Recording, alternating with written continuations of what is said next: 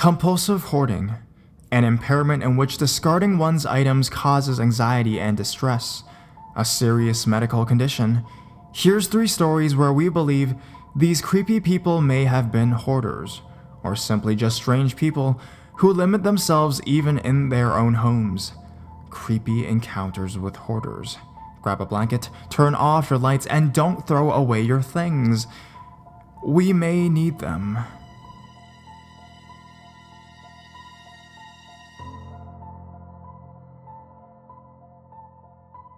Strange old neighbor with snake pit.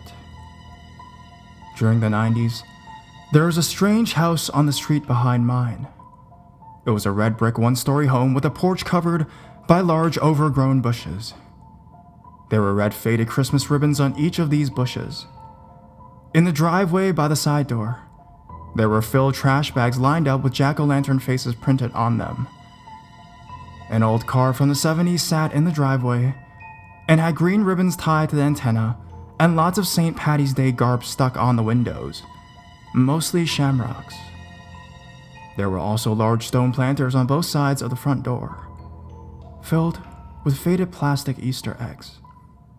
As a kid, I was curious to who lived there and why there was holiday decorations up all year long. One day, I was walking past and an old lady, probably in her 60s, with bright orange dyed hair, was standing outside with a disheveled dress on. She stopped me and said, "By the way, I've moved out. Half of my house burned down, so I don't live here anymore." Strange comment, but I just acknowledged her and continued on. As I was around 11 or 12 at the time, my friends and I wanted to see what was in the house. We went to the side yard and climbed up to peek in a window. There were newspapers stacked everywhere in the living room, and we could see a torn up couch with a Santa doll sitting on it. She was definitely a hoarder, but there was definitely no sign of there ever being a fire, which we had suspected was probably the case. Suddenly, we could see the silhouette of a woman walking in the hallway. She was screaming out curse words, but believe it or not, she hadn't seen us because her back was to us. She was just screaming these things to herself because obviously she was off. We didn't stay any longer. A few months later, I was walking through the alley and she was in her backyard. She had a chain link fence. She spotted me and said, "Son, come see what I made." I reluctantly walked in her gate, but kept my distance. She had dug out a shallow hole and had put plastic snakes in it. "I made this snake pit to scare the birds out of my yard. I hate birds. I found a dead one the other day." I'm pretty sure she was schizophrenic, but definitely was a quirky person.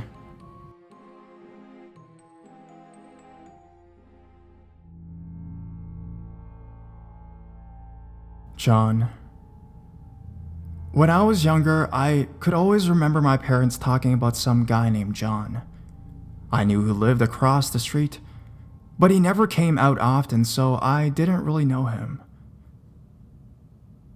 When I would walk over to my neighbor's house, I would see that his car was almost filled up to the roof with trash, which I found really odd even at being only 7 years old.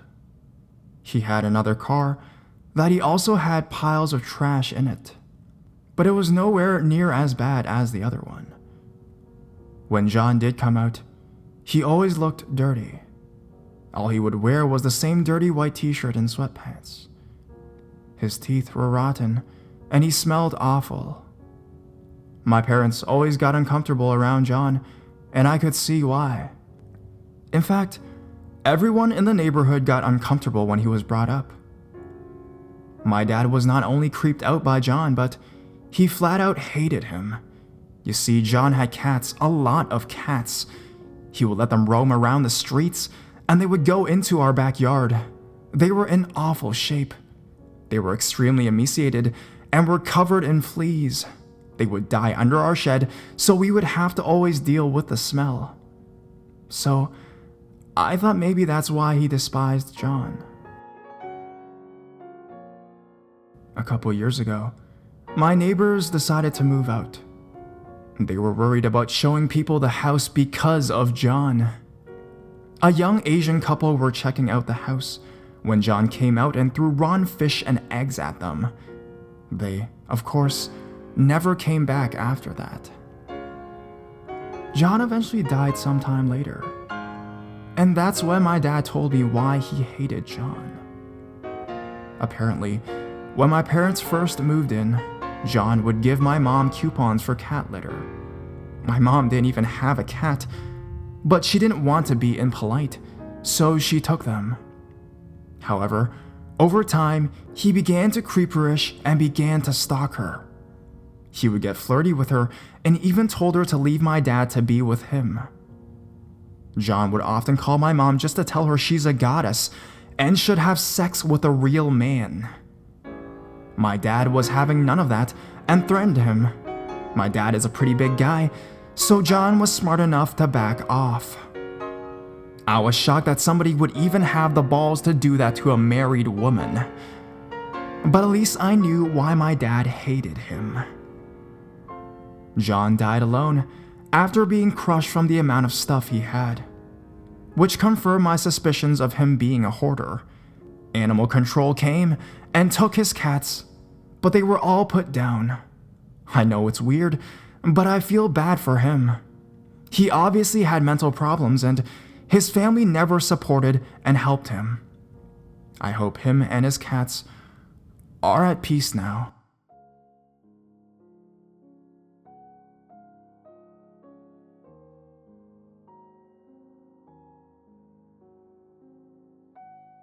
The Man with the Dolls. When I was around 10 or 11 years old, I had a best friend named Maggie, whom I used to hang out with just about every day.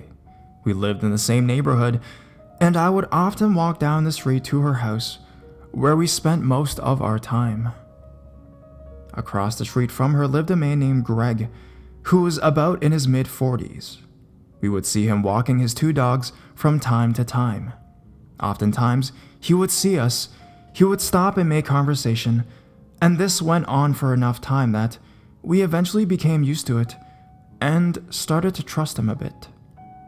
He eventually started offering us cash to do chores around his house, like rake his lawn or sweep his walkway and other things along those lines. And of course, being kids, we were like, hell yeah, money. And we were more than happy to oblige.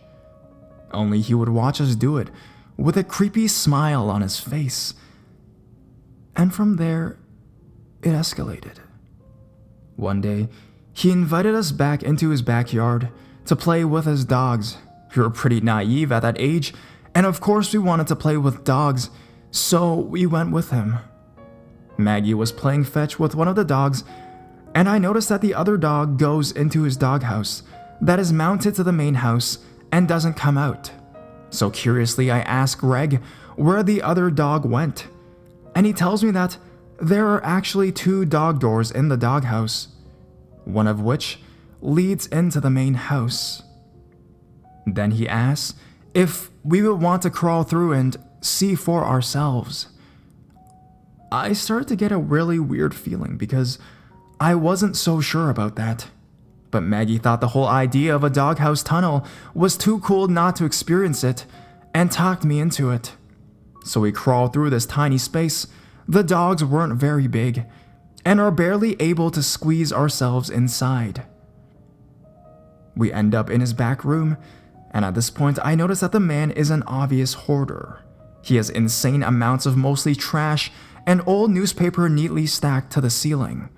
We enter into the kitchen, and the floor is absolutely covered in dog doo-doo and urine, and the counters are covered in old food and dishes.